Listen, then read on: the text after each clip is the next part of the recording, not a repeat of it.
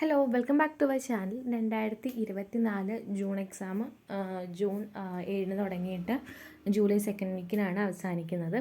അപ്പോൾ എക്സാം എഴുതുന്നുണ്ടെങ്കിൽ എന്തായാലും നിങ്ങൾ അസൈൻമെൻറ്റ് സബ്മിഷൻ ചെയ്തിരിക്കണം.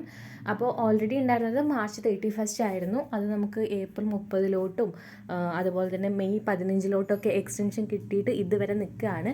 അപ്പോൾ ഇനിയും കുറേ പേര് സബ്മിറ്റ് ചെയ്യാത്തവരുണ്ട്. പലരും ചോദിക്കുന്നുണ്ട് ഇനിയും എക്സ്റ്റെൻഡ് ചെയ്യുമോ എന്നുള്ളത്. അപ്പോൾ നമുക്ക് ഇഗ്നോറുടെ കാര്യമാണ്, ഒന്നും നമുക്ക് പ്രെഡിക്റ്റ് ചെയ്യാൻ പറ്റില്ല. കാരണം എക്സാം രജിസ്ട്രേഷൻ പോലും മെയ് 25 വരെ ഉണ്ടായിട്ട് അവർ പെട്ടെന്നൊരു ദിവസം മെയ് 2 വരെ ആക്കിയിട്ട് ക്ലോസ് ചെയ്ത് കളഞ്ഞു. അപ്പോൾ നമുക്കറിയില്ല ഇവരെന്തൊക്കെയാണ് തീരുമാനിക്കുന്നുള്ളത്. അപ്പോൾ കഴിഞ്ഞ പ്രാവശ്യം ട്രെൻഡ് അനുസരിച്ച് നോക്കുകയാണെന്നുണ്ടെങ്കിൽ മെയ് 31 എക്സ്റ്റെൻഡ് ചെയ്യാനുള്ള ചാൻസ് ഉണ്ട്. പക്ഷേ ഞാൻ ഒരിക്കലും ഉറപ്പ് പറയില്ല. കാരണം ചിലപ്പോൾ എക്സ്റ്റെൻഡ് ചെയ്യാതിരിക്കാം, ചിലപ്പോൾ എക്സ്റ്റെൻഡ് ചെയ്തേക്കാം. എക്സ്റ്റെൻഡ് ചെയ്യുകയാണെങ്കിൽ ലാസ്റ്റ് ഡേറ്റിൻ്റെ ഉള്ളിൽ നിങ്ങൾക്ക് വെച്ചാൽ മതി.